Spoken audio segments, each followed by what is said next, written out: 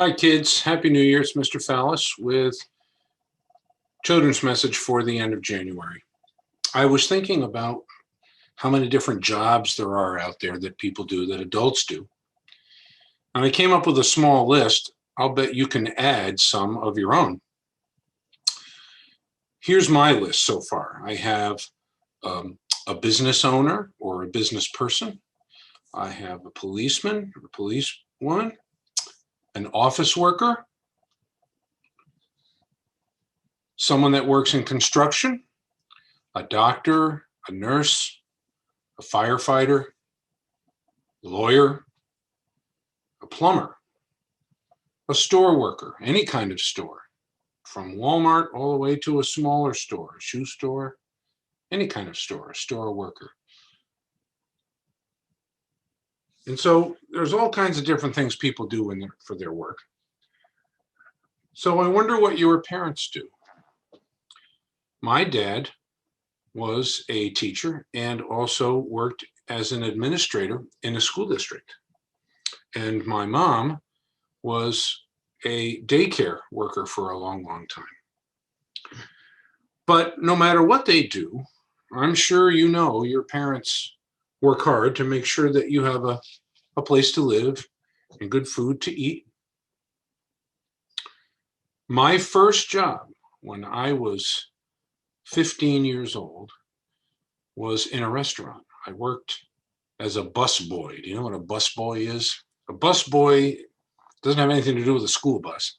A busboy is a person who takes the dishes that have been used on the table and collects them into a bin and then takes them to the kitchen to be cleaned.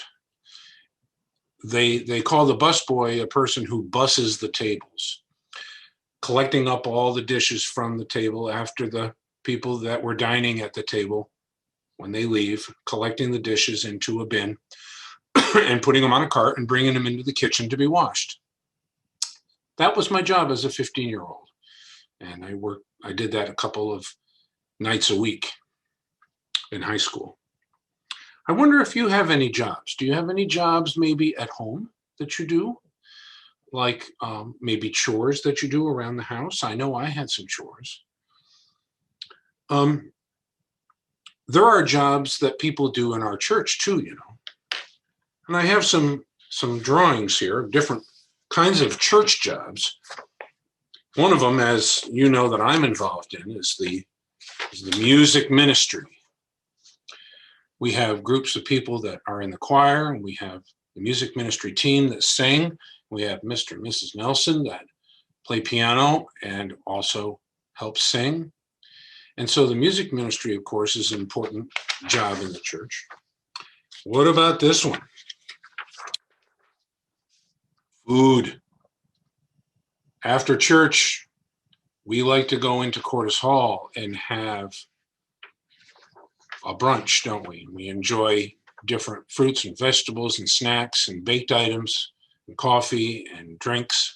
And so there are people that do a lot of work to help get the food on a table after church. We also have this job, it's church office secretary. Our church office is where the computer is and the files and all the paperwork is done, either by the pastor or by our church secretary to help things run smoothly in the church. And how about the cleaner? How about the custodian and the people who help clean the church?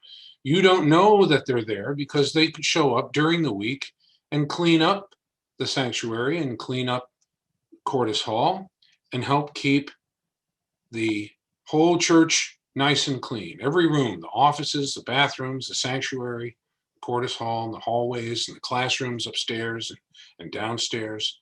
So that we have workers that do that also. And we also have different helpers during the service, like the helpers that help serve communion or offering, where people put money in the collection plates. And we also have committees, and committees are groups of people that meet during the week once or twice a month and help with deciding what things need to be done to help the church run smoothly, and even things that have to do with money and how the money should be spent that comes into the collection plate. And of course, we can't forget our wonderful pastor, Pastor Luis. He's got a job too as pastor, and it is a very wide variety of things that he does, not just the Sunday morning service. He does all kinds of different things during the week, especially things that help people during the week. So there's all kinds of jobs right in our own church that people do. But you know, sometimes we can be lazy and not want to do our work. Sometimes either schoolwork or chores, you ever get a little bit lazy and not want to do it? I certainly understand that. But can you imagine how your house would be, or how what your church would be like if nothing got done, if no work got done, if you didn't do any chores, or your parents didn't do any chores? It would be a pretty messy and disorganized place, wouldn't it? It would be pretty confusing in your house and church. And what about at school, in the classroom? When you get going back to your classroom soon, I think you can understand how a lot of work goes into organizing the classroom. Can you imagine if that work didn't get done and how messy the classroom would be? Well, you know, God wants us to do our work, whether it's our job, whether it's schoolwork, whether it's helping keep a room clean or keep the house running. God wants us to do our work without complaining. And sometimes we do complain, don't we? And that doesn't please God. He wants us to do our work without complaining. When we do it without complaining and we do it well, it's pleasing to God. And we know that not only once we do it well, we are also doing good for others. When you do the work around the house, or you do the work in school, you're doing good for yourself, but you're also doing good for others. So when you have things to do like that, work to do, excuse my cat Leo. Leo likes to climb up and visit me when I'm working at my desk. God wants us to do our work and our chores without a lot of complaining, and to do it willingly. Because we know that when we do that, we know it's pleasing to God. So have a good week, and I'll be signing off now. Bye-bye.